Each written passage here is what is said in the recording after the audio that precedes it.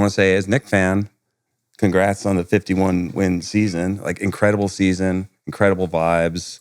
Everybody's focused on what's going on now. It's the playoffs, most exciting time of year, but like an exceptional special team that does have this like emotional connection with the fans in the city. It's bringing so much happiness and entertainment and good feelings to people, in the Knicks fan world. It's just, I have to say, like, thank you. Champion in my vein, all of this came not by luck. Going too crazy in the stadium, got the city going nuts.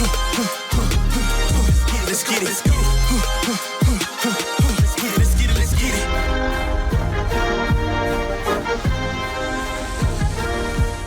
What's up, everybody, and welcome back to the Roommate Show presented by Bet365, where the vibes are always immaculate. We got JB, we got Matty Ice here. Obviously, we're doing this part virtual because we're not really recording anything really during series. So this is going to be a quick little 20, 25-minute recap of Series 1, obviously against the Pistons, and then we're going to get into part 2 with conversation with Ben Stiller. So the guys are here, we're vibing, and life's good. Life is good. How are you guys feeling? Amazing. Fantastic. What did you watch the other day? Exquisite. Oh, what a crazy series. I got a lot of respect for them over there, man. That was a dogfight for sure. A lot closer than 4-2 would suggest. Yeah, I think besides game 1, I mean, it was pretty much 1 or 2 possession games. Mm-hmm. There was some infographic. It was saying for games like 2, 3, 4, and 5 or something, the total margin of any victory, like aggregate, was 12 points basically. It wasn't 15 points. It was a fun series. It felt like all series we just got like beat with bats, for 6 games, and now it's our reward for getting beat with bats for 6 games is going to play Boston. So it's a fun time in the NBA, bro. It's the best time of the year. Hi, Aubrey. Aw. Aubrey making her first appearance on a Roommate Show. I just wanted to make it back to your schedule program. I just saw this on Twitter. After I hit the shot, I'm like walking, I'm doing like my celebration to the crowd. And I just see Josh with his hand out and me not shake his hand at all. Typical Josh fashion, not giving a handshake. Yeah, I was like, he's gonna turn around at some point and like my hand's here. Yeah, baby. No, all right, cool. Oh man. Nah, that was great move. The move, I'm not gonna lie, because like I saw the move and then someone told me, I'm not sure who it was, but they were like, yo, bro, like the move was crazy. Like a man almost fell. So like that's when I knew, like, yo, the move was really crazy because he down in Houston getting ready for Golden State, and he stumbled a little bit. So that's when I was like, you know what, that was a generational shot. So, bro, I'm like, you said that, man. I'm like, bro, it wasn't, but then that, bro was in the house. Back in to go to Golden State, just tripped a little bit. I was like, dang. Jalen, was that the biggest shot of your NBA career? Yes, Matt. Yes. We are the new media. We're not doing any old media type of questions. Is that the biggest shot of your career? Yes. Yes. All right, a simple yes would have sufficed. But I'm just, that was cool, man. That was sweet. What was the conversation in the huddle prior to that? Prior to that play? Yeah. JB, you could. Go ahead. You kind of called. You don't have to say the play, but no, I'm not gonna say the play, but like JB like called the play of like what he kind of wanted, and obviously they were picking JB up full court. So the last like 3-4 minutes, I was kind of bringing the ball up a little bit, and we had one timeout, totally separate to that question, Matt. Don't say what I think you're gonna say. Play for JB or whatever. All right, so we're gonna run this play. I'm gonna give him the ball, and then he proceeded obviously to That was like 2 timeouts prior, though. yeah. Then he proceeded to start getting a couple of buckets. Let's give a little context to that, though. We were just up 11 or whatever. I'm pretty sure throughout that fourth quarter, I was cold in the beginning of the fourth quarter, like ice, freezing cold. But then we just had like 3 or 4 straight possessions where it was like turnover, or like it wasn't good possessions. I was hot. I was like, they're making us do what they want us to do. Like we're not even getting what we want to get done. So I was hot. So then, yeah, I said a couple of choice words, and then we figured out a way to win. I think the beauty of the series as a whole, but especially the last couple minutes of that game, everyone had imprint in that comeback. OG defensively, and Mikel defensively, both were playing. Cade extremely tough. Mitch obviously came in, last 40 seconds, got a couple big stops. Cat making the big steal, on their base out of bounds, got a layup.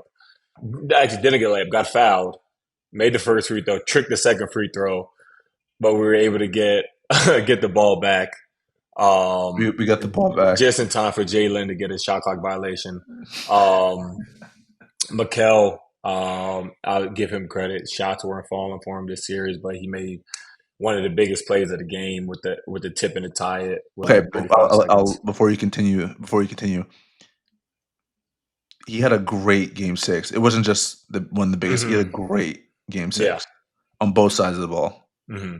All right, I just want to clarify before you continue. Everybody had a role in that comeback, and like that was like the beauty of it because everybody did something to put that game away. Can I also talk about how selfless Josh tried to be? It didn't work out in his favor, but he tried. The foul on Durham when he rolled, and then you and Cat right there. Oh yeah. I think it was clearly a foul on Cat. I forget who it was. It may have been Tony Brothers going. Tony, please, Josh, please. Josh, Tony, it was me. Fouls on me. I did it. Tony, for the love of God, please call it on me. Tony's just like, foul on 32. This is like the first time you ever see y'all know me. Like I rarely, half the time, no one in the NBA thinks they foul, right? So I always, I complain mostly about half.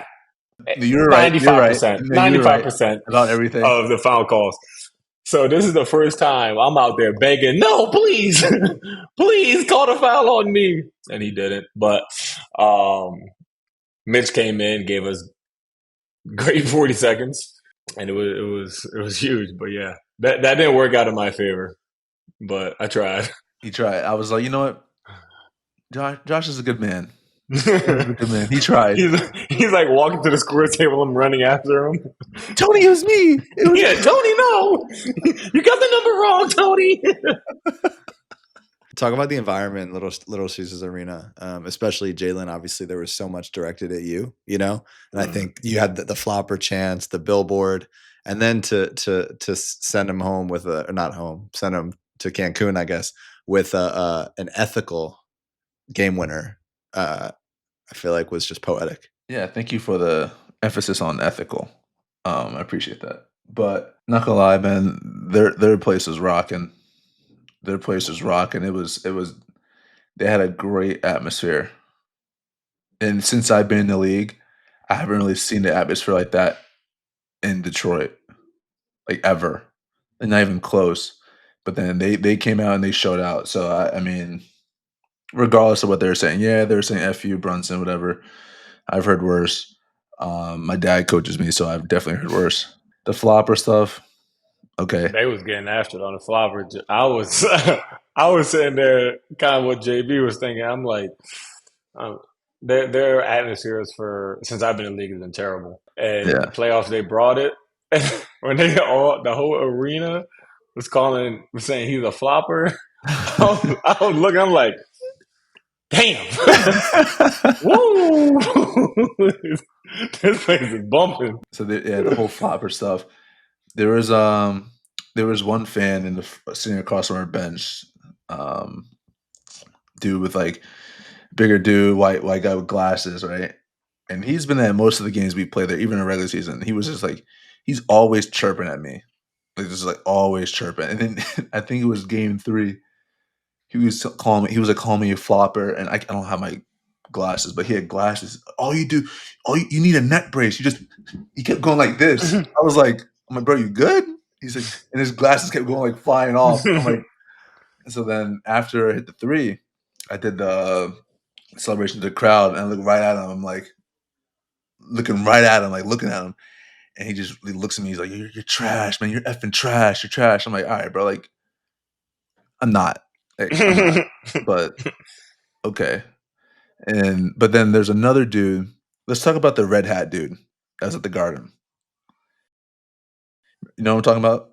I know you're talking about. I don't know who he is though. So he was Got to be like an owner's son or something, no? I don't know who he is, but he has to be someone like at least like in front office, owner's son, something, because he was at front row every game. He wasn't at game 6, I think, but he was pretty much at every other game besides that. So yeah, he was at MSG. Obviously, everyone's like, "Who's this red hat kid sitting in the front row, like going crazy?"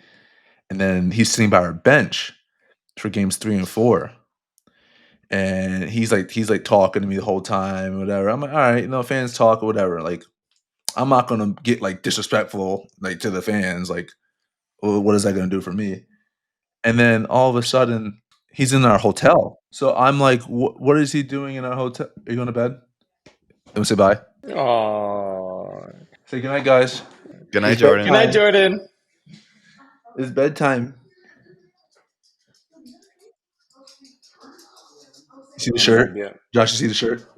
Oh, that's one that says Daddy's main squeeze. Daddy's main squeeze, yeah. Oh. All right.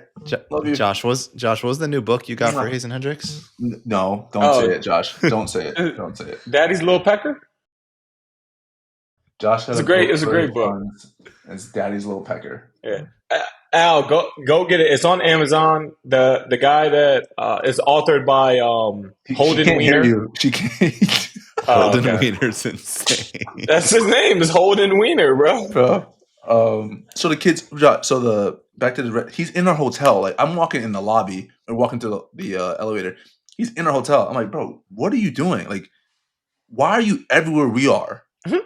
He's like, oh no, I live in New York. Well, I live in like Nolita or something, whatever. That's what he told me. But I saw him literally every day. When we walked outside to go to the coffee and where we were staying, Mm-hmm.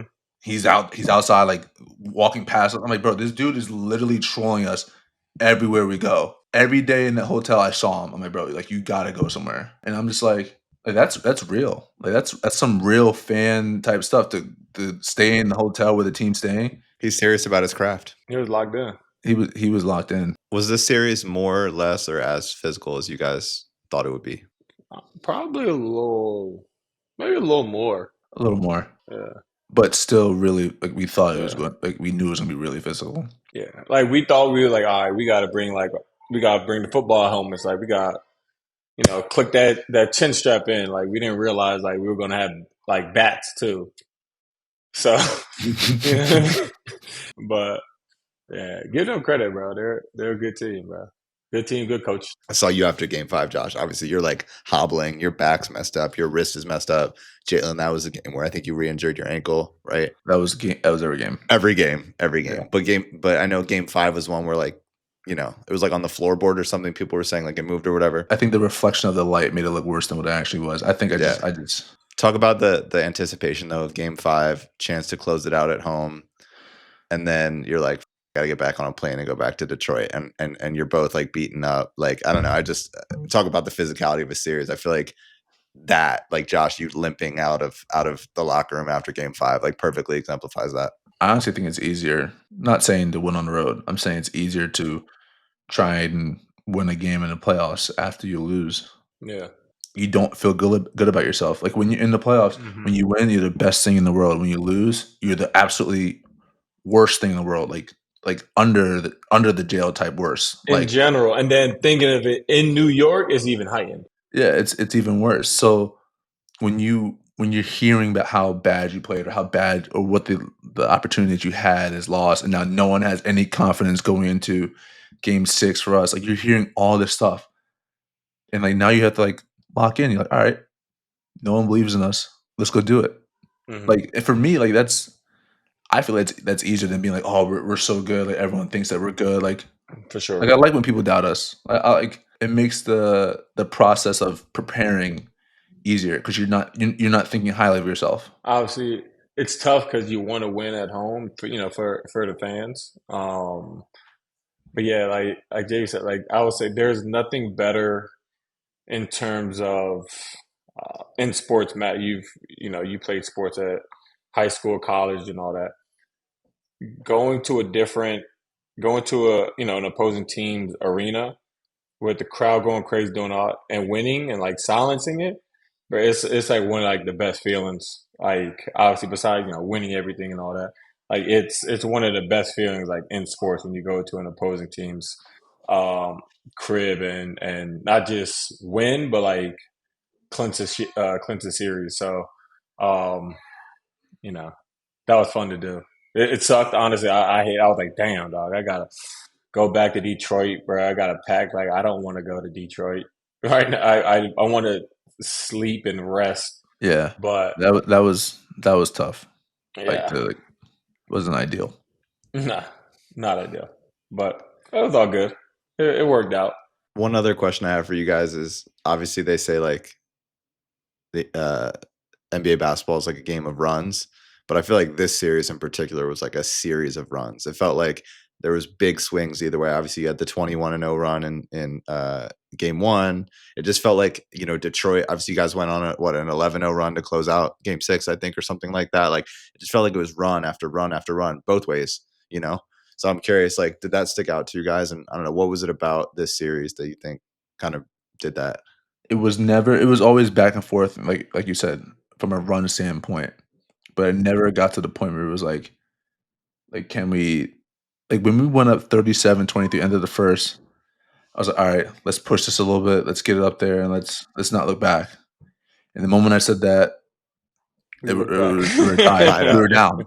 Like it was so unpredictable. I think as a team we focused when it's a little bit more higher stakes, and I don't know. I just feel like we've been prepared for that, and we executed when I don't want to say high pressure because it's not pressure. It's not pressure. It's just the stakes are higher, and I just feel like we were able to be good in more of the situations than not.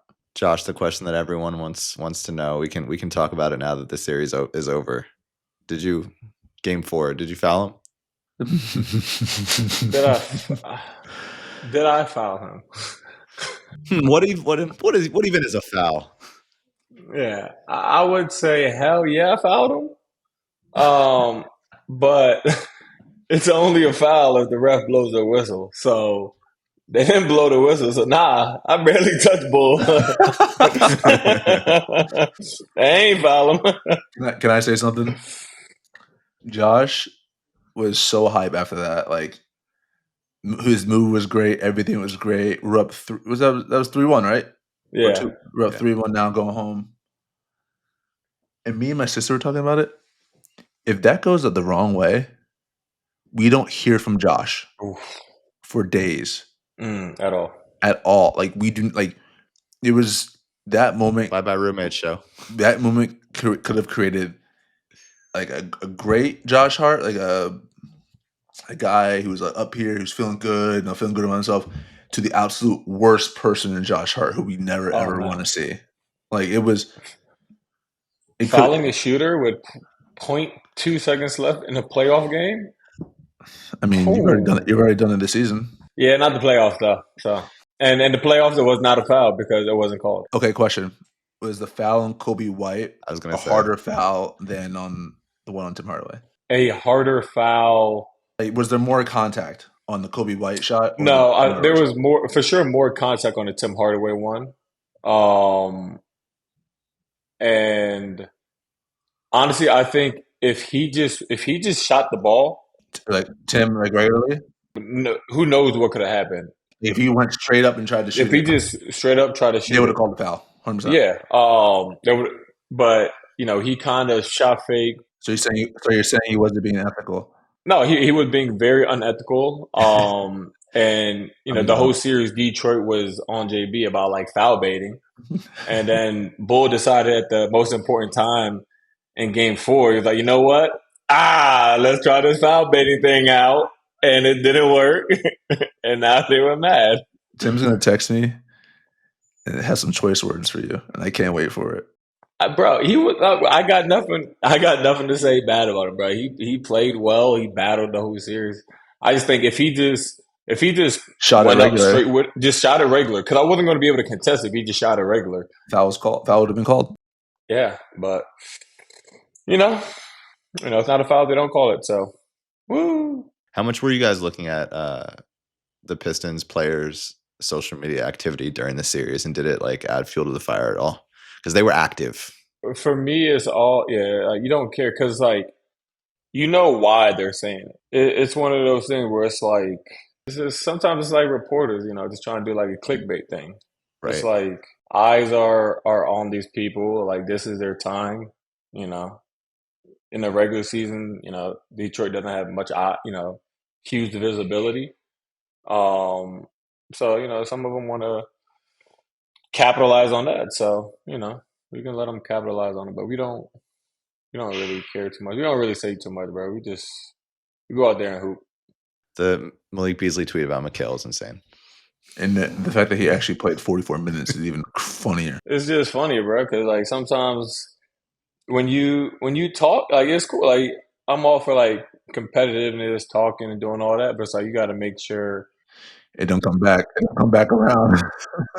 he had a chance to tie the game up and possibly win in overtime or force a game 7, and he had popcorn in that last time out. Tough one.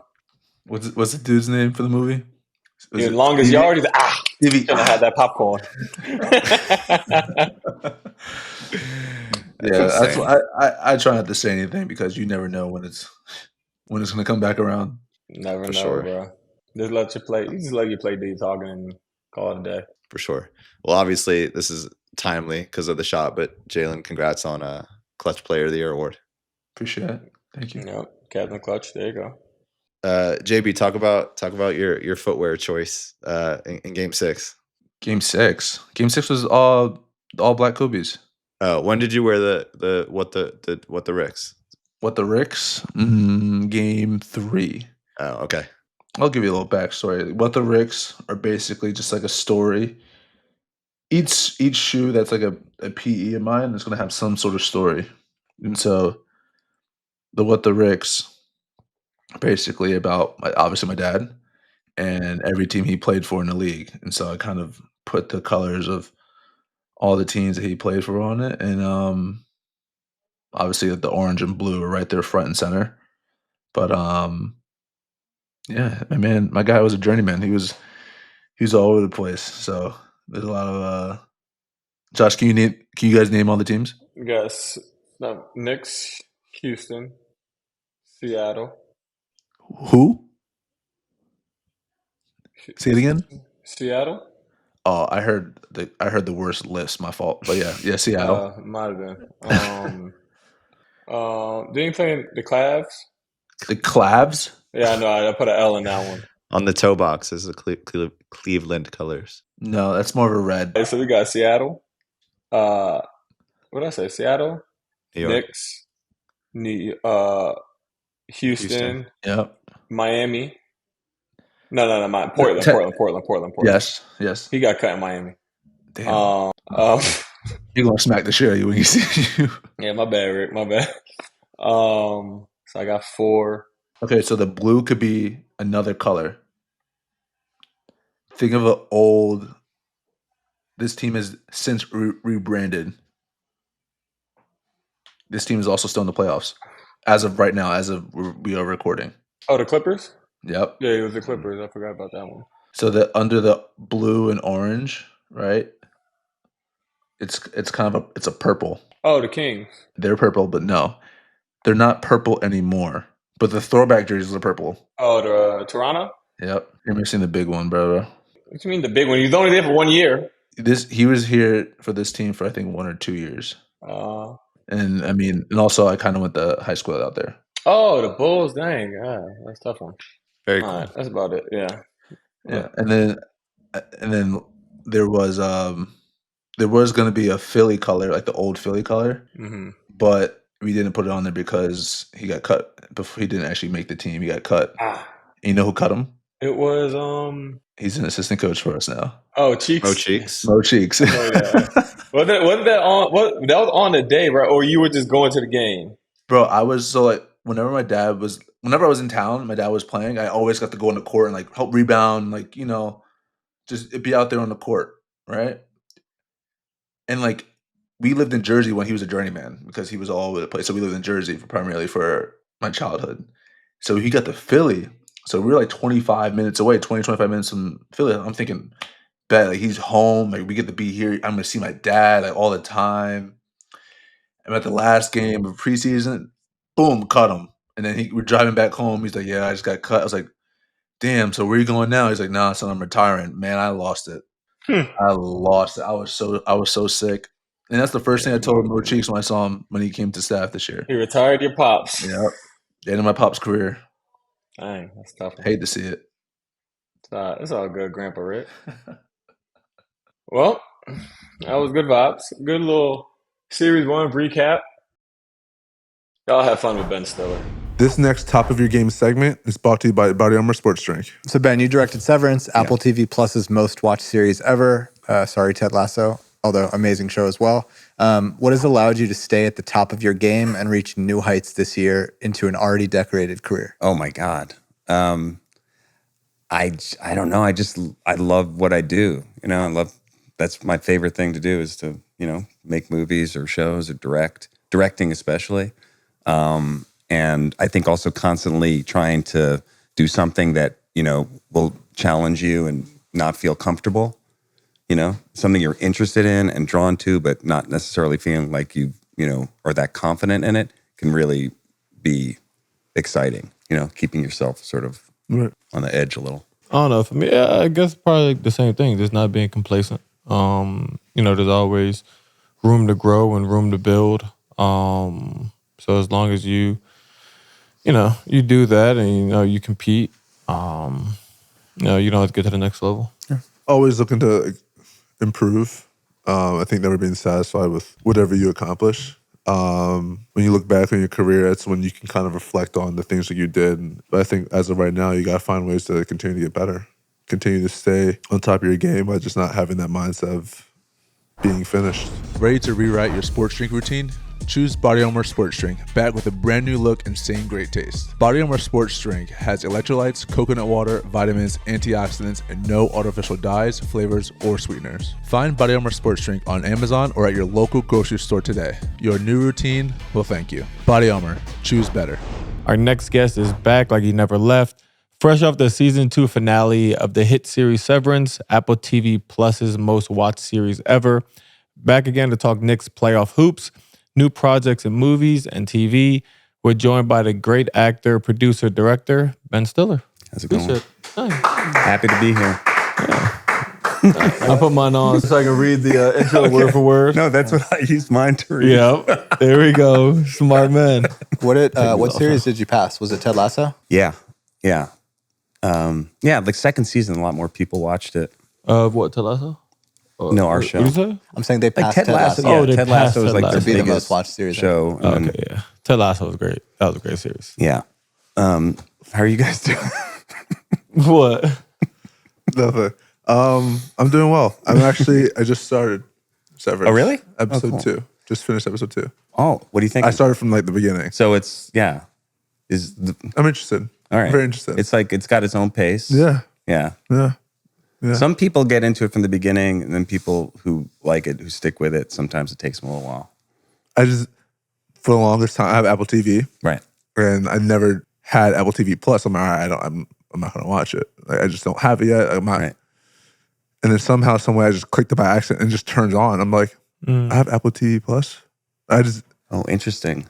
so They then- gave you like you a free. They do that too, like where they do free. Like check it out. I thought you canceled it after you did the pay cut. You were like, you know what, I got to cut back. I got to cut back a little I thought bit. you were about to Times are say. tough I out thought you were about to say. I thought she canceled it after episode 1. That's what I thought you were going. No, so apparently I think my sister has it, but like since we're all in the family thing, I guess we all have it. Yeah. So I was like, Oh, right. So you can kind of share it. Yeah. So Oh, nice. I won't tell anyone. It takes a little while for some people. Some people like right from the beginning, but it's weird. It's definitely weird. Kat's really into it. well, it's a weird person. So Is it he? makes sense. Yeah. You picked a good time to start, though. Like we were talking about this before the cameras. Like you have 2 seasons to go through now, right? Whereas people who started season 1, they had to wait a little while between the 2. I Josh was like- sometimes like that better. Josh So said I he's can like waiting watch for it one straight more. through. He's like, I need 3 to binge. Yeah. One more series. I mean, one more season, and then I'm like, oh, bet I'm there. Yeah. Really? It's That's how just, you operate? I don't like watching. Like if it has one season, I don't like watching it. Like if there's like a certain situation where I'm with him or a little brother or something, or Shannon wants to watch a show, and I'll watch it and I like it. I'm like, all right, then I'll like wait every week. But I hate waiting every week or doing all that. I don't like to do it. So for me, 2 or 3 like seasons is like the sweet spot. The only thing though is nowadays spoilers are everywhere. Like as Severance was being released every single week, like I couldn't, if I didn't watch it right at, was it 9 that it came out or something? yeah. If I didn't watch it right at Thursdays. 9 and I opened up Twitter, like it was That's your a algorithm. very good chance Like it was me, going to get spoiled for me. I just had to hit those 3 dots and say not interested, and then I don't have That to does worry not- about that it does popping not help up. me. Oh, right. Yeah, Every time I click not interested, I feel like it just pops up. it's like, all right, well, you're gonna You're be gonna be interested. it. You're gonna keep You're gonna getting be it. interested. Is there any other show right now that you may be interested in watching? I just watched this show, Adolescence. You heard about that on Netflix? On I've Netflix, heard I about It's a tough watch. Man, I thought it was Wait, amazing. why is it a tough watch? It's Like, an intense. it's just like it's if you're a intense parent- drama. It's only 4 episodes. It's like a limited, and it's about I guess you can say it's about a kid who gets accused of killing another kid, and it's the family dealing with it. Oh, that sounds good. And every episode is one shot for like an hour. Oh, that's dope. Oh wow. Yeah. So it's amazingly well done, and the acting's incredible, but it is pretty heavy. You watched it? I watched the first episode with my wife and Yeah. she was kind of like, I actually don't know if I can continue watching Yeah. this. It like really fucked me up. I was like, I'll watch it on my own. What messed her up so much? Like you just watch this family, like watch their kid get ripped out of his house, be questioned, be interrogated. And again, Yeah. the whole thing's one shot. Yeah, So it starts with the kid getting arrested, and then you're just with it in real time. It's amazing. but it's not like, Adolescence. Criminal Minds type. It's not that. It's like, it's really, No, I get know? that, but I'm just like, I don't know, like maybe like we have this conversation, especially like with Charlie. If it's like for me, I'm able to like compartmentalize like Well, he also reality doesn't like scary from movies. huh? He doesn't like scary That's- movies either, that's so right. Yeah, it that's makes true. This isn't about me. So bad. No, I'm just kidding. Yeah. I do have a so obviously I said when season 3 comes out, then it's like then that's my time to really binge. But realistically, when like those kind of time, because obviously I watched House of David, which is on Amazon Video, Amazon Prime, Wait, whatever. what is that? It's a movie about David, like David and Goliath, Oh. like the story of David. Oh, right. I watched it and I realized I think they just like did like greenlit season 2. So I'm just like, now I have to wait like 2 years. Are you greenlit before season 2 happens, or is it like we'll wait and see what the season 2? That's a great question, because that's honestly, with streaming, it's such a weird thing now. It used to be like when I was growing up, and probably like when you guys were little, like, series would come out and every week. and that was it. And they get renewed and they on a schedule in September to, whatever. But with streaming, they like wait to see how it's doing to a certain extent. And we've had that on both, and almost every streaming show, they wait and then they renew it after the season is played out, which they've done with us. But then it always takes then more time. That's exactly why it takes more time. Because then right now we're in the writer's room working on season 3. But the last time between 1 and 2 was 3 years. But that was because also there was a strike. There was a writer's strike, an actor's strike that basically that's why there's so many shows that are coming out right now. Like there's so many new series out, like Last of Us and so many of these shows Yeah. come back after a long time because we got stopped or nobody could do any work for it was really 6 months plus. It was almost 8 or 9 months that it affected us. So I would say watch it anyway, because season 3 is going to be. You can't hold out It's that going to long. be, I'm about to say, that's a lot. I think you'll still be playing in the NBA, but when it comes out, Hopefully. it could be a long time. I mean, it's frustrating though because it's really hard. I mean, also it takes us a little while to make the show, it's the good thing is you get to kind of not make more episodes than you need to, because a show like Lost where they had to make 22 episodes a year and it was this mystery show, but they were getting renewed every year and they had to do that schedule September to April or May and do those shows. So the network was like, this is a hit. You got to keep going. And the creators were like, okay, but we have a set idea of when the show ends. And with streaming, you can just go, it's going to end after 4 seasons. Or I know what the end is, it's going to be 5 seasons. And so creatively, I think it makes for better shows because you don't have to fill up just, sort of what's there. Okay. But when you're writing season 2 or even when you're writing season 3, are you writing it with the understanding that there will be more and leaving sort of... Yeah. They know. I mean, since the show did well the second season for us, they're like, of course we wanted to keep going. But it's sort of like a process where they wait to see how well it did, and then that takes the time. But that's also be the annoying part, because there might be something that's filmed and you think you're watching it oh, this is gonna be another season, and it's set up for there to be another season, and then it's just over. This is the next season doesn't get right. greenlit. Well, that happens too when they cancel the show when they haven't finished and it. it just looks terrible, and it's just wow, I wonder what happens. Anybody here watch Paradise? Yeah. I haven't watched it yet. Ooh, Yeah. you gotta watch that one. You watched it? Yeah. So I'm surprised you watched it because you're Charlie was at the house and he was like, yo, this new show, really want to watch it. I was like, all right. And I watched the first episode. But then I had to wait every week, every Tuesday, yay. Oh, I watched it straight through. I waited. Oh no, that's what Charlie watched it after the third episode came out. Yeah. He was over at the house and he was like, let's watch the first episode. I was like, all right, whatever, bro. Watched it, then I was hooked. And I'm like, damn, I gotta watch the second one. Yeah. And now I'm waiting a week. I'm just like, bro.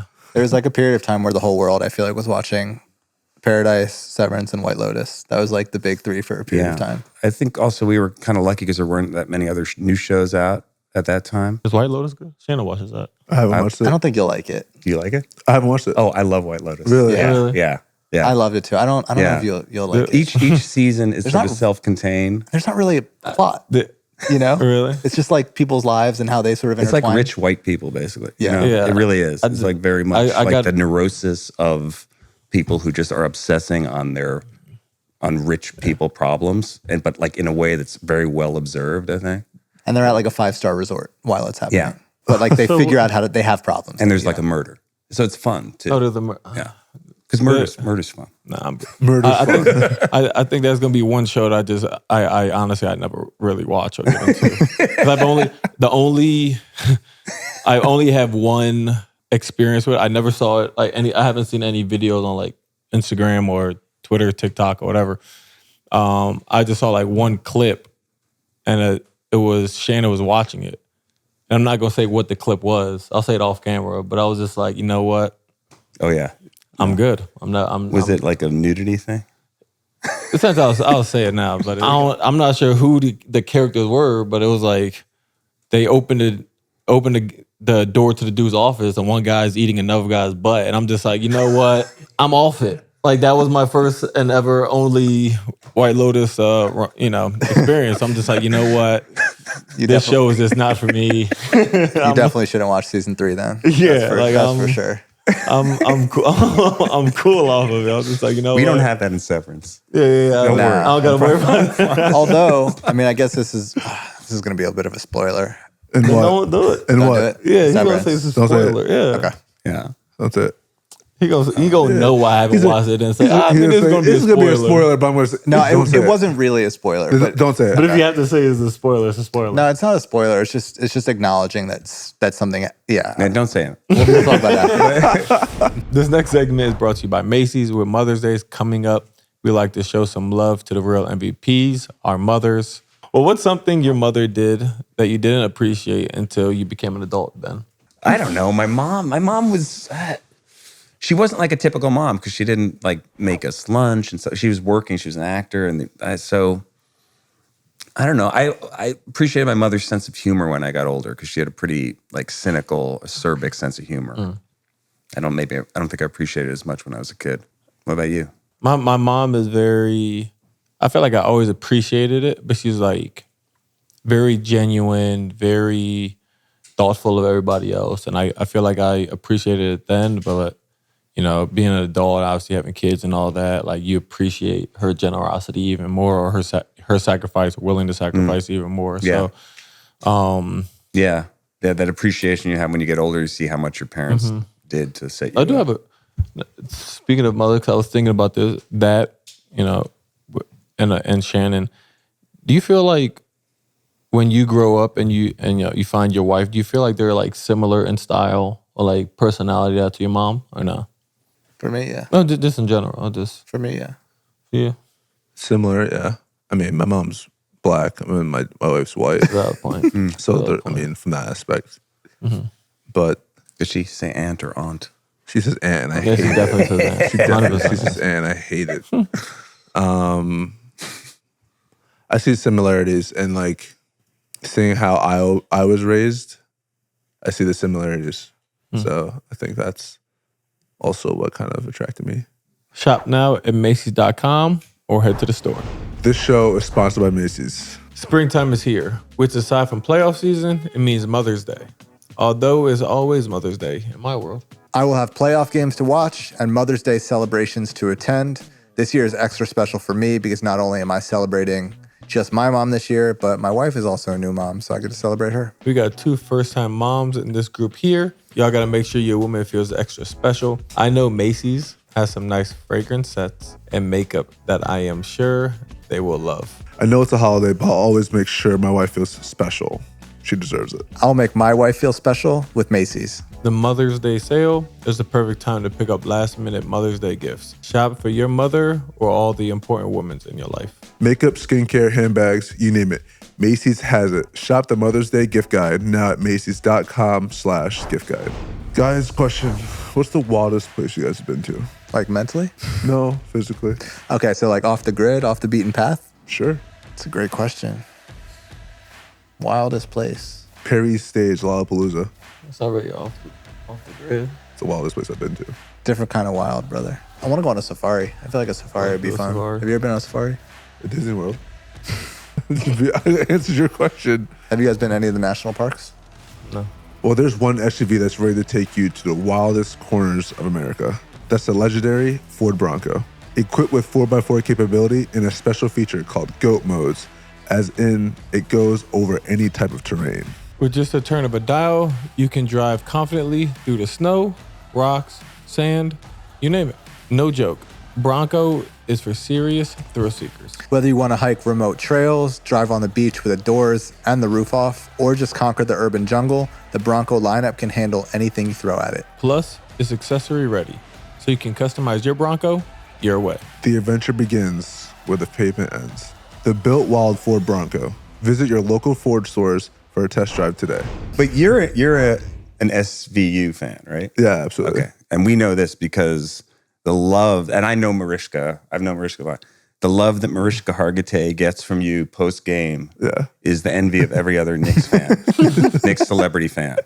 She gets a hug after a loss. After losses, wow. That's crazy. Yeah. He's like the only one. Yeah. Yeah. I every other not say hi. Every other Knicks celebrity fan is like, oh, yeah, well, from Jalen. Is you grew up watching? What's the deal? I grew up like. I've seen you not hug your wife after some losses. That's a lie.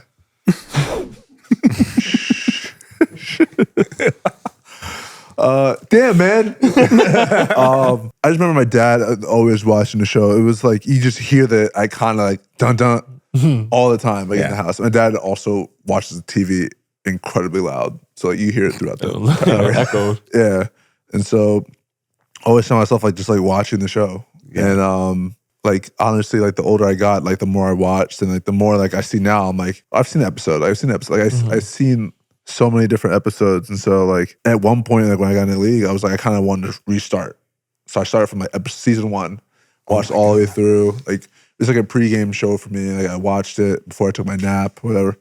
That's when I was in Dallas. Like, being in New York, I kind of want a time constraint, so I kind of have to like get my nap in. So You watch it before, like before naps? yeah, like if I'm chilling, like I'm doing like the boots. I would have my heart rate going. Yeah, nah, it's not even that. I'm just like, I gotta finish the show though. yeah, you have to. Yeah, I If you can't don't finish the show. Yeah, you don't finish the show. That's like, serial killer. This is type. coming from Yeah. the man. I got the guy who jumps around and watches different clips of movies in one sitting. yeah. Yeah, I know, but That's repulsive. Actually. no, hold on.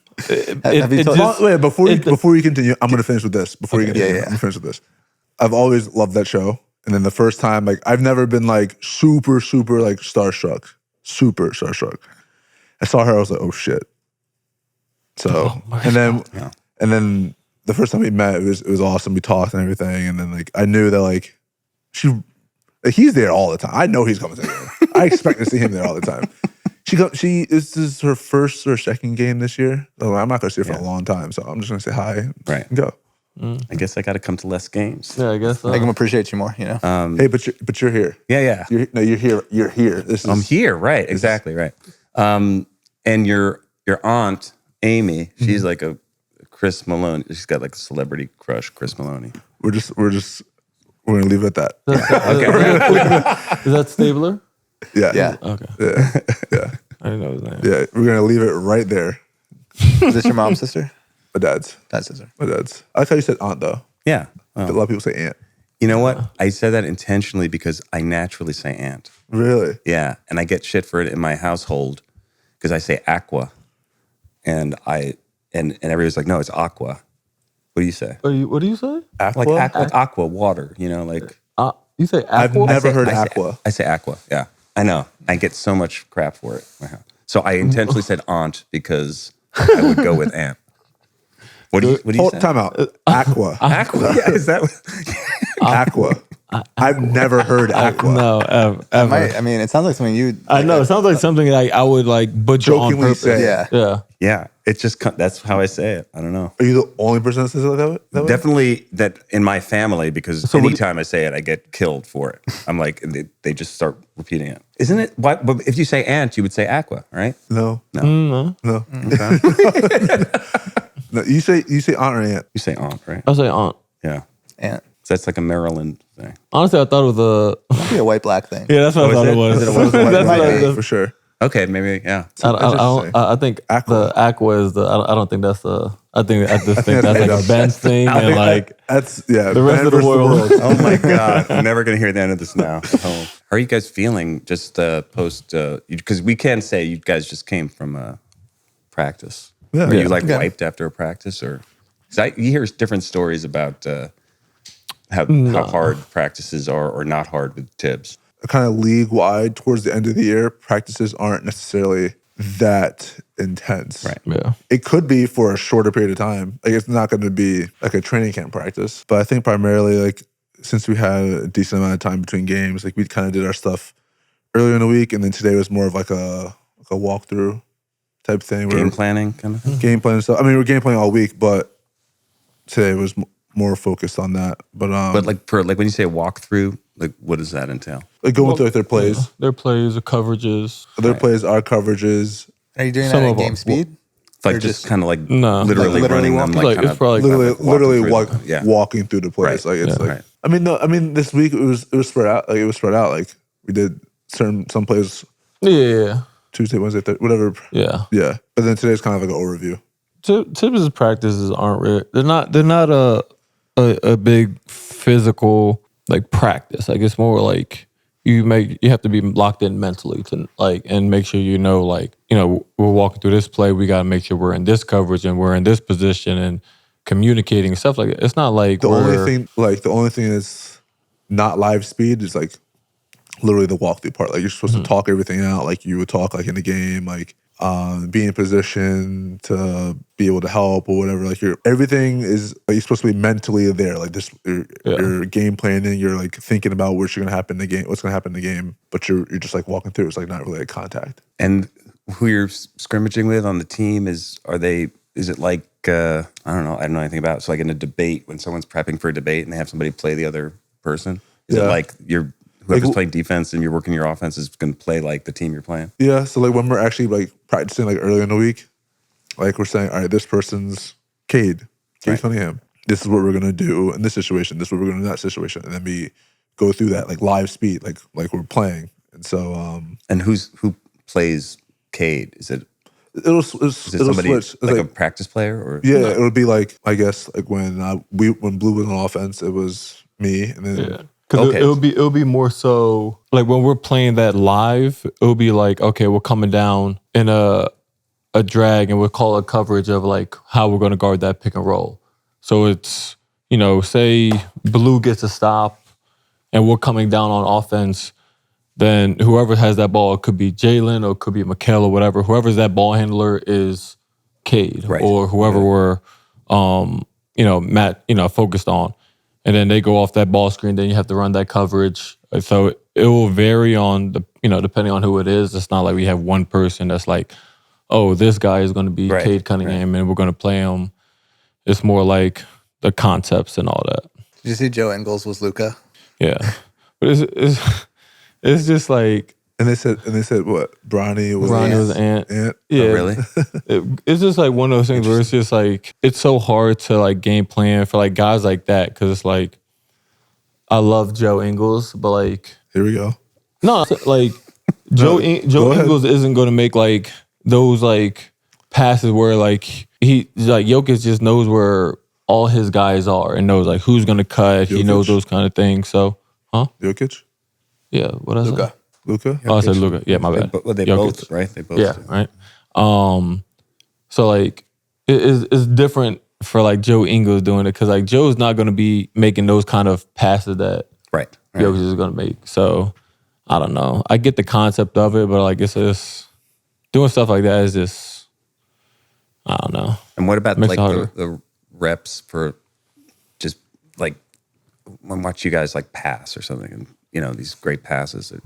Are you ever practicing that, or is that just coming out of the years of playing that happens? It's like do you practice a backdoor something, or some pocket pass? Yeah, we'll practice that like when we're running plays and stuff. But like, sometimes things happen on instinct. Mm-hmm. Yeah, because they happen so fast in the game. Yeah, and if you're not, you're walking through, it's like the opposite of that. Yeah, and I think it's also like it just depends on like how your offense is because obviously we have our plays and stuff is drew up a certain way, but also Tibbs does a good job of letting us like read and react. When your offense is kind of built on concepts and your ability to read and react, and you know what certain guys do and all that, it's easier. Right. Where you're able to make those kind of passes and to read the defense because it's not like okay, we got to put this guy in only this situation. Like you're able to just kind of read and react. And cutting seems like it's just like knowing when a guy is going to cut. Yeah, you kind of have to like read the situation. I remember in college, like if someone was driving to the basket, you kind of cut along the perimeter so you get to like an open spot on the perimeter. Like there's a difference between driving to the basket and driving like across the lane. Like if I'm going like from like elbow to elbow, I'm not really having. It's not like an attacking dribble. That's when you can cut to the basket. That's when you can. Basket cuts because there's not someone going to the basket already. I feel like a lot of times people say that throughout a basketball season as like the team builds chemistry, like, the hope is that by the end of the season they're hitting their stride. Is it the same way on set with the cast? Do you notice, is there like a noticeable improvement as they act together It definitely more? is like when you start something, there's always that thing of like everybody's sort of, a little bit nervous or, just getting into it. But for us, like if you're doing a series, you're shooting for like eight months. It's probably like length of a season. Our first season, we shot from October to May. So it becomes like a little bit of a season. Yeah, it becomes like a marathon. Every day? Every day, 5 days a week. We shot 186 days on season 2. So what are the hours like each day? At least 12. So usually like 14. Wow. Is that has to be so draining. It's draining. It's like a marathon where you have to remember that this last scene you're shooting is as important as the first scene you're shooting in terms of how it's going to be watched by somebody. Mm-hmm. So it does become about having to like, I think I'm sure it's like a lot of similar sort of like, mental sort of approach to it where you have to kind of know when you can turn off and chill out, and then know when you have to be ready, because it's too exhausting if you're like fully there all the time. Do you guys give unexpected off days? Well, actors get off days. Yeah. Like if, there's not in a scene or something like that. So they'll sometimes actors, but if you're directing or producing, you're there, the whole time. And then, it's an interesting process making a show, because you're also editing while you're shooting. So it's kind of like you're jumping around from like, oh, I'm looking at the cut from episode 2 and we're shooting episode 4. And, still prepping episode 6 or 5. Jeez. I have a question. Yeah. Say you're recording a scene, right? In episode 1, but you don't like show the full scene, right? You don't show the full conversation. You don't show the full interaction, right? But then episode 8, it comes back in a flashback and you show the entire, like the full scene. Yeah. Are you shooting that on during episode 1, or are you going back to redo it? That makes sense? Yeah, that does. Yeah. Usually you shoot it when you're shooting the scene. Right. And then you have an idea if episode 8 is written and you're going to come back to that. Yeah. Maybe you want to show it exactly as it happened in episode 2 or whatever. Right. Or maybe you want to show a different angle or a different way of seeing it. So you're thinking about that when you're shooting the scene, and then you shoot the whole scene that way. Yeah. I'm about to say, because you don't like bounce back and forth. No, that's you what just I'm go all saying. the way through. No, but that's another part of it too. I've heard sometimes. We do. Yeah, we do. It's called block shooting. And what it is basically we're going to be here, in this location of this loft, and we're going to be shooting all the scenes for episodes 1, 2, and 3 that happen in this loft. So that's called block shooting. So you're going out of order. Obviously, you're going out of order anyway. But if you're just shooting like all of episode 1, you wouldn't shoot it in order anyway. Yeah. You'd, again, shoot all the scenes from this location, then you shoot all the scenes outside, so you do that. But when you're doing like 3 episodes at a time, which is kind of how we do it in blocks, if maybe one director's doing 3 episodes, maybe one director's doing 2 episodes, you're jumping around all the time. Right. So it's kind of like having to have the story in your head as an actor and a director and know what it is, because you're going to be jumping to a moment. It's like, oh, that person, I had a fight with that person, 3 scenes ago, but we haven't shot that fight yet. But I'm feeling whatever that energy is post that scene. And it's your job to pull that out as the director and basically make sure that they're aware of that, remind them of that. Yeah, but these actors, they come in prepared. They know their shit. They're really committed. Once you start doing a series, the actors know their roles. Again, I feel like it's something you could liken to a team. They know their roles almost better than the writer or the director, because they're living it. So they're asking questions that the director or the writer might not even ask, because they're thinking about it from the point of view of their character, which is so valuable. So a good actor is going to come in with questions, thoughts about it, choices, and that's all about like making these choices, as an actor. When you talk about the process and how long it is, it also gives you a ton of appreciation for like the hair and makeup team and the wardrobe team. Yeah, it's like the audience has no concept of time, right? We just expect people to look the same throughout the whole series. But 9 months have passed. You might have a beard, you might have a different haircut. Like they make them all look that the same. stuff, yeah. It used to be we took Polaroids back in the day before digital cameras. It was like Polaroids for wardrobe, Polaroids for makeup, and the makeup person or the wardrobe person would have like a ring with like 100 Polaroids on it. And now it's all, it's in everybody's camera. But that stuff is, you don't want it to be distracting, This next segment is brought to you by Beyond Meat, where we're all about fueling your body and clean protein. With more data available, athletes are now taking care of their bodies more than ever before. So for you guys, how important is prioritizing nutrition, fuel in your day-to-day, especially during the playoffs? I mean, back-to-back 50-win seasons, can't argue with that. Yeah, I mean, obviously, nutrition is a huge part of an 82-game season. Obviously, including playoffs, you want your body to be able to hold up. Obviously, it's a grind physically and mentally. So making sure you're fueling your body the proper way gives you that energy that you need. Yeah, I'm gonna have to agree with that. I think your nutrition is obviously very important, for you to play the best, and obviously keep your conditioning up, especially in the playoffs. So it's really important, and I think it goes without saying that you need to have a very important diet, especially during a time like this. Are you still doing plant-based at home meat, like when you go out? I'm like 90% plant-based at home. And obviously on the road, like I'm back to like eating chicken and fish. Yep. Plant-based sometimes, but it's obviously a lot easier to be plant-based at home versus on the road. You also got it when you're out and about in New York City. You got to stop and get the Brunson. Brunson. Valid.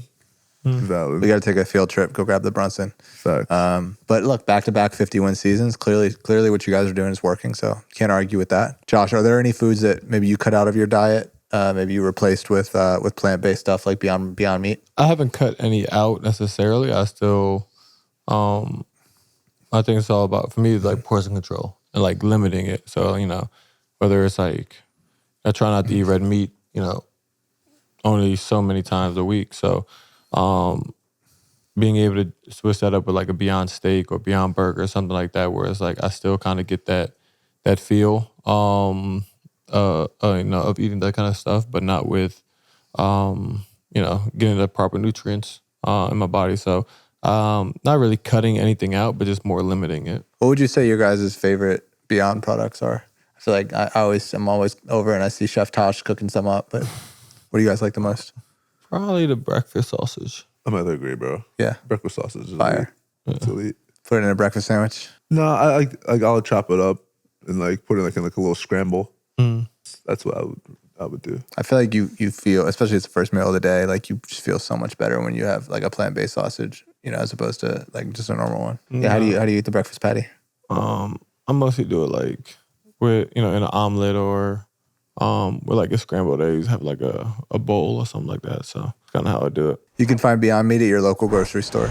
This episode is sponsored by Beyond Meat. Diet plays a crucial part in making us be and feel our best self. I always make sure I'm eating right in season, prepping for our games. That's why I'm rocking with Beyond Meat. You shouldn't have to decide between taste and health. You can have your steak and eat it too. Jalen, it's no coincidence you were an all-star this year. And Josh, it's no coincidence that you just broke the Knicks franchise record with 9 triple-doubles this season. It's the Beyond Steak, baby. It's a good source of protein, 21 grams of protein, and certified heart healthy by the American Heart Association. What can be better? I know what we're cooking for our next dinner gathering with our wives, too. Beyond Steak is clean, simple, plant-based, and delicious. It makes us feel lighter and bouncier. That explains all those rebounds. For athletes who push their bodies to the limit like ourselves, plant-based nutrition offers a powerful, sustainable way to fuel performance while supporting overall health and wellness. Head to your local grocery store today to try Beyond Meat. And most importantly, try the Beyond Steak. You won't regret it. Dash Pass has a members-only deal for the 2025 NBA playoff season. They swoosh, you score. When any player scores 50 or more points in a game, Dash Pass members score a free 3-piece tenders combo meal from Wingstop. Come on, y'all. That's elite. We're hooking you guys up this playoff season. It's only right. If we're balling out, you guys get rewarded. Roommates fam, here's how it works to claim the deal. Just place a 3-piece tenders combo from Wingstop in your cart. Make sure your cart has a subtotal of $20 or more and drop in the promo code at checkout. Place your order and enjoy. Sign up for Dash Pass and save more all year round with $0 delivery fees and reduced service fees on eligible orders, plus exclusive perks like this one. Y'all have known about DoorDash for a minute, but I'm telling you, Dash Pass is your door to more savings. When any player scores 50 or more points in a game during the 2025 NBA playoff season, Dash Pass members score a free tenders combo meal from Wingstop. Valid with use of promo code from noon to midnight the day after a 50-point game. Must have an active Dash Pass account. Terms apply. Is there a different kind of preparation for like an actor when like between like a movie and a TV show?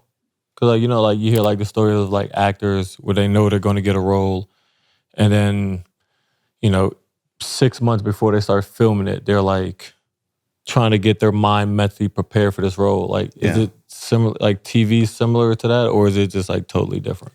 No, it's, it used to be TV was quicker because it was cheaper and you were doing the 24 episodes a year and people would just be boom, boom, boom. And movies were like where you go and shoot for like 6 months but it's all changed now because, everybody's watching television that's produced at a level that feels like movies. Right.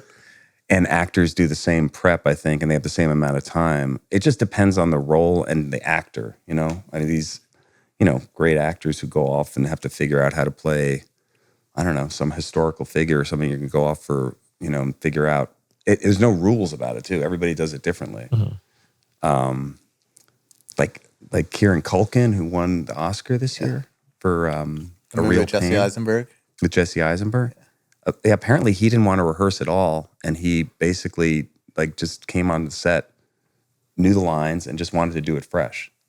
And killed it. And but for me as a director, I would want to have the rehearsal and figure out, like, kind of like explore it, figure out what the shots are going to be.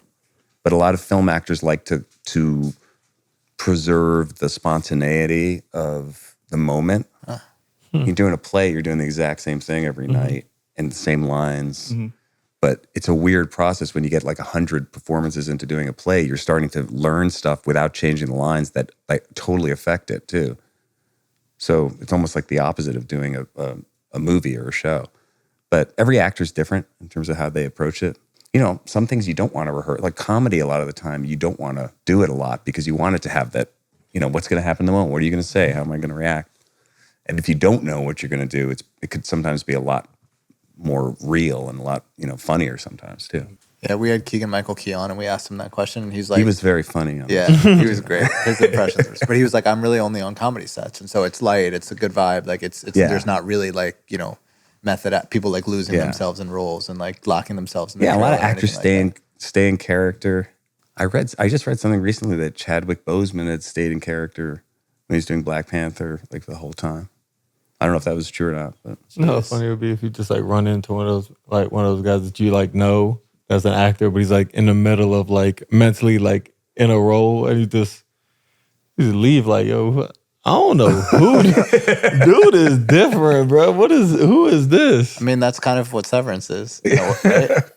I mean, well, you get totally. If you run into someone who's well, like Tramell Tillman, who plays Milchick on Severance, you know, the guy with the mustache is kind of it's funny because he started out, he hadn't done a lot of bigger roles and things. And at first he was like kind of a little bit, you know, sometimes a little nervous, whatever.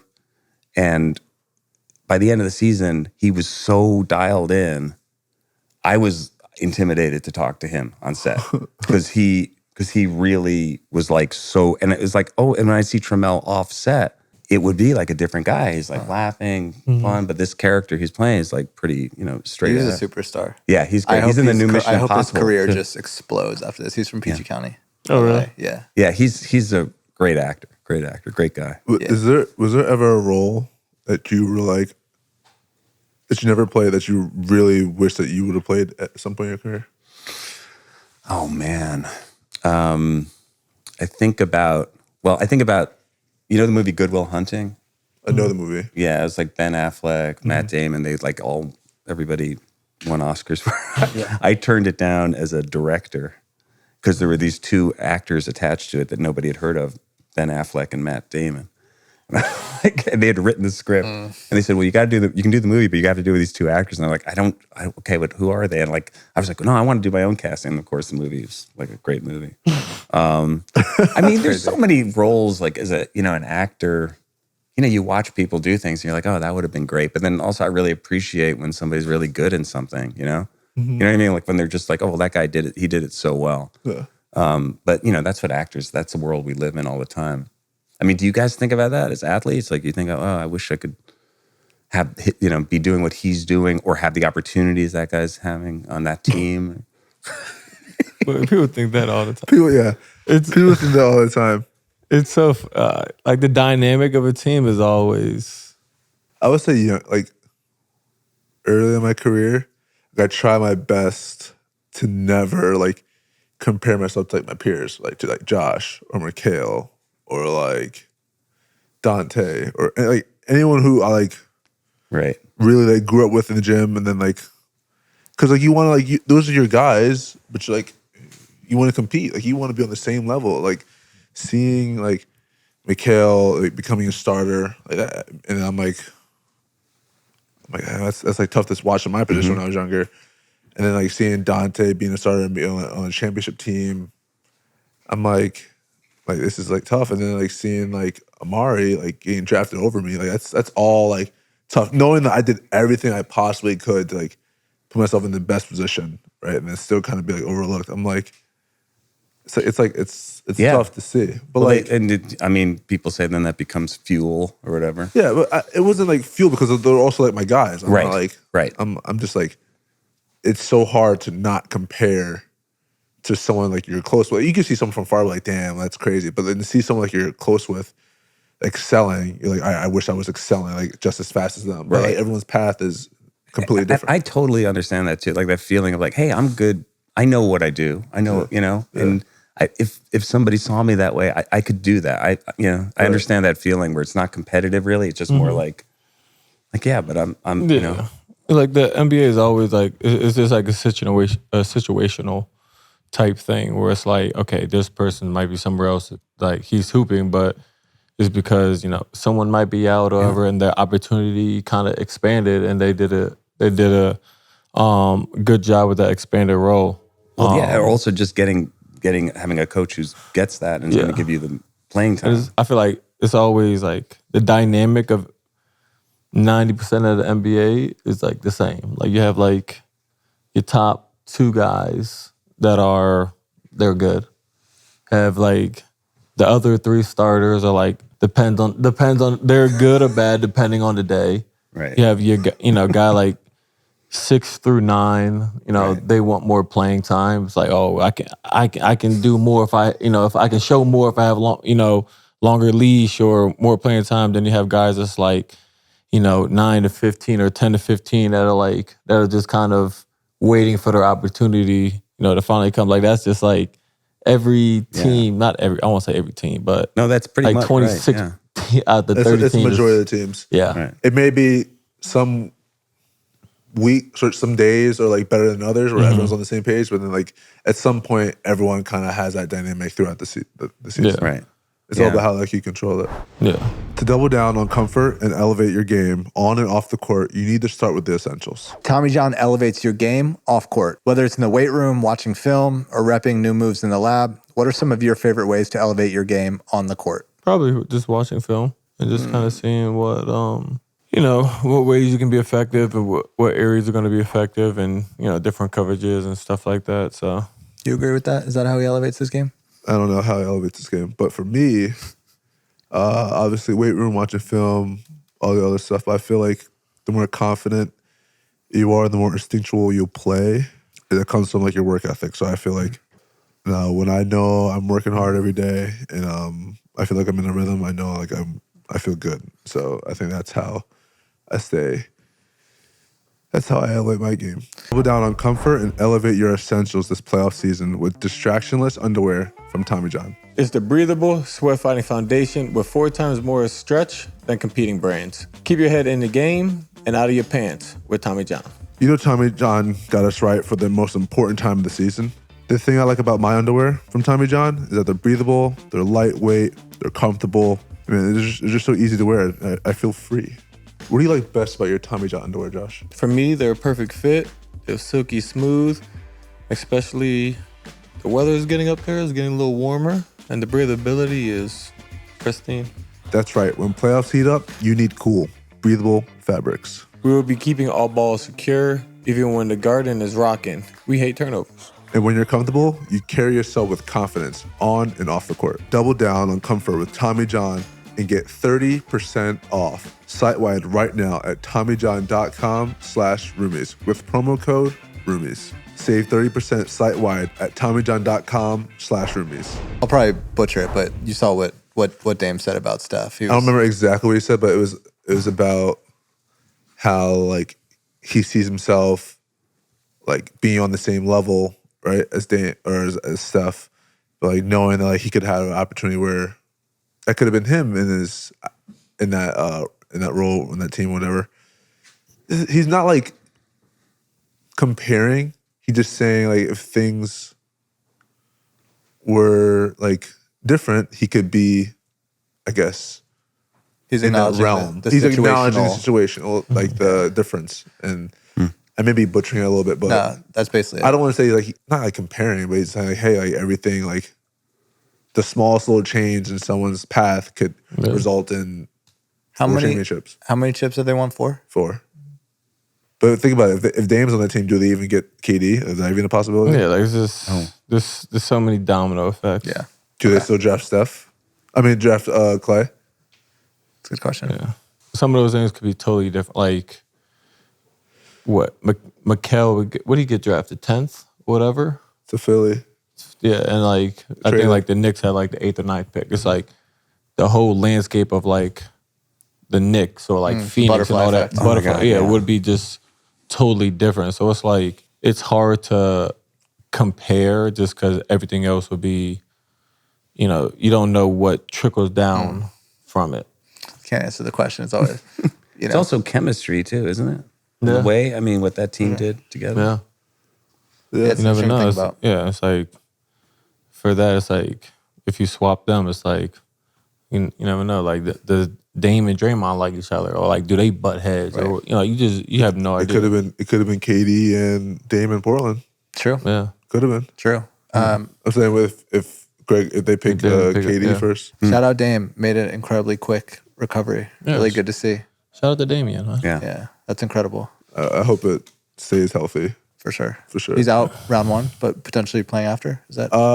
He's out game one. Oh, game 1. Okay. I don't know if he's out round one. Okay. How's your ankle doing? It's good. It's intact. In there. It's there. I can move. Yeah. It's not gone. I was at that game. I saw Oh, that. yeah, you were. That was Yeah. painful. He was Yeah. next to our bench. Yeah, yeah, Oh yeah, you were yeah. there. It was Wait, I painful. said hi to you. Yeah, yeah, I yeah. didn't say yeah, hi. I said hi. I My don't think he said favorite, hi my till favorite was after. at the Nets game. This is- I went to the Nets game. Like the one like last week? Not the last one. The one before the last one. Oh, okay.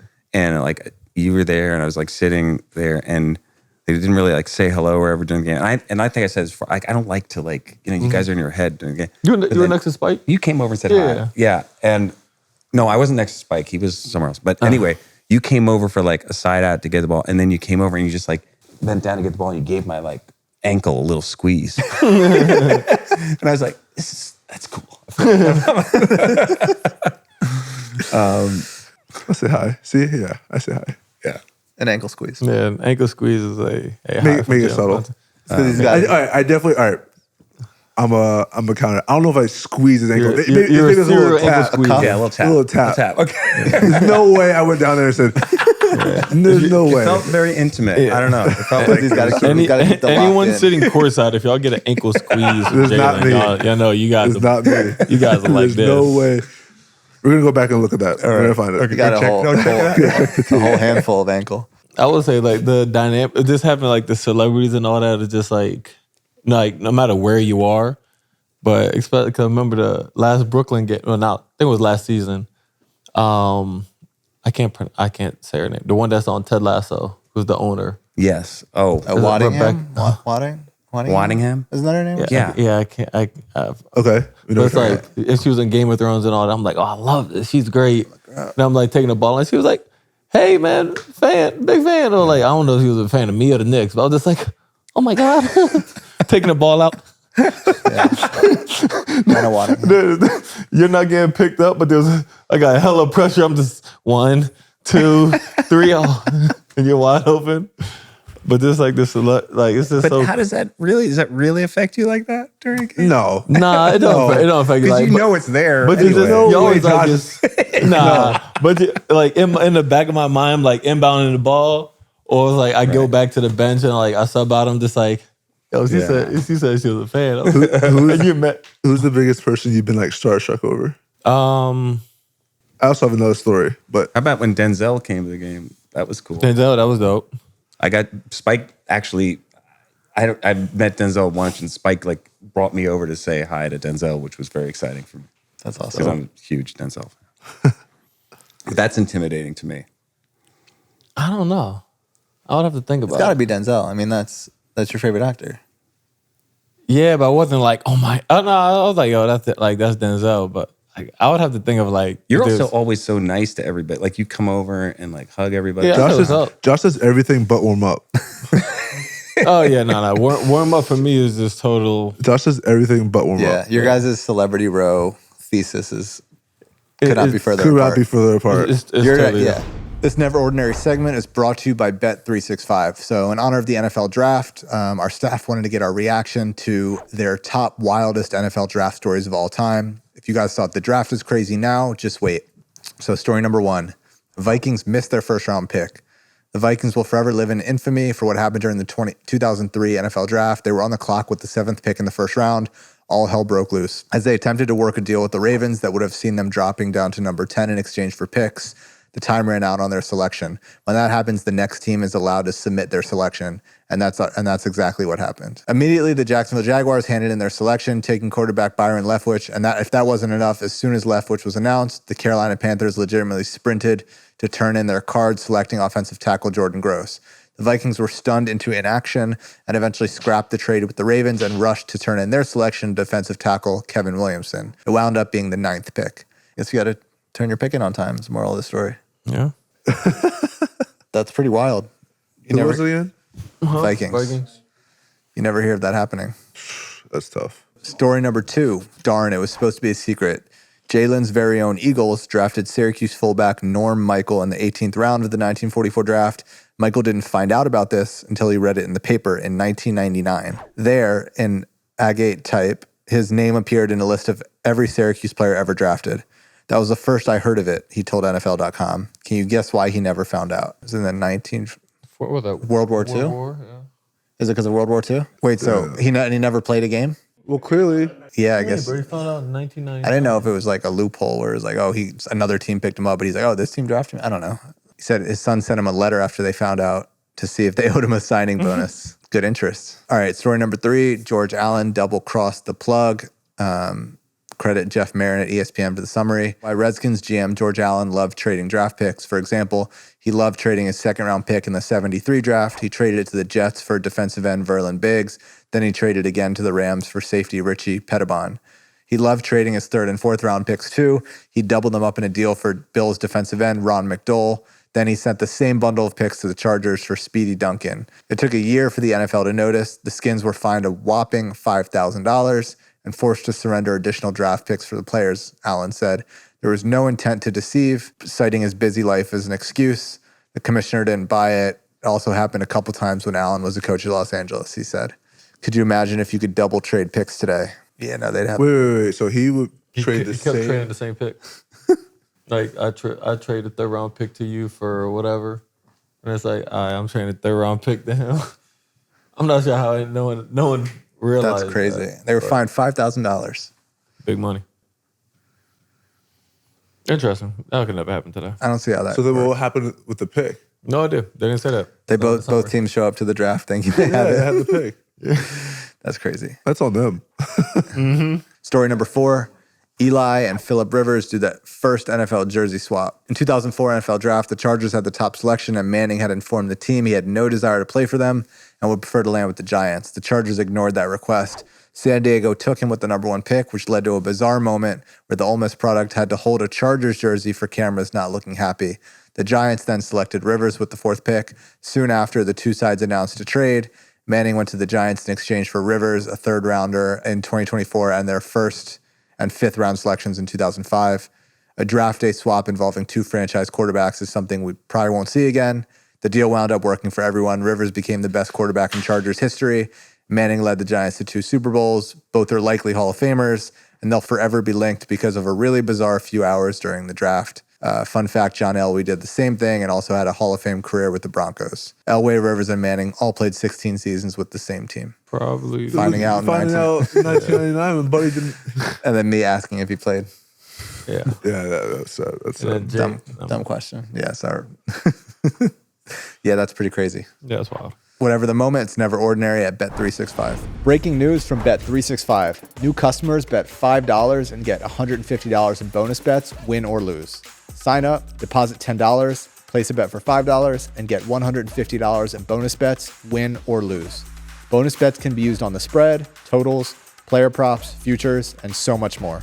Whenever the moment, it's never ordinary at Bet365. Gambling problem? Call or text 1-800-GAMBLER in Arizona, Colorado, Illinois, Indiana, Kentucky, Louisiana, North Carolina, New Jersey, Ohio, Pennsylvania, Tennessee, or Virginia. Or 1-800-BETS-OFF in Iowa. 21 plus only, 18 plus in Kentucky. Must be present in Arizona, Colorado, Iowa, Illinois, Indiana, Kentucky, or Louisiana in select parishes. North Carolina, New Jersey, Ohio, Pennsylvania, Tennessee, or Virginia. Terms and conditions apply. App only. Headed to Madison Square Garden this year, Chase cardholders can score more at MSG with perks like discounts on concessions and team merchandise. A Jalen Brunson jersey, perhaps? I swear we didn't really pay him to say that. Plus, cardholders get access to the Chase Lounge. Head to chase.com/MSG for more info. Terms and restrictions may apply. I want to say as Knicks fan, congrats on the 51 win season. Like incredible season, incredible vibes.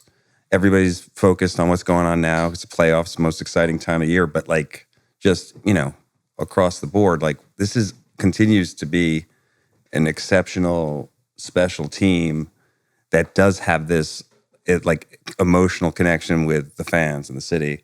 And I've said that before when I saw you guys, but it's like something I don't take for granted. It's bringing so much happiness and entertainment and good feelings to people, in the Knicks fan world. It's just, I have to say, like, thank you. Appreciate it. Yeah. Appreciate that. Yeah. With all this, all the focus on whatever the next thing is, like it's good times in New York. So appreciate it.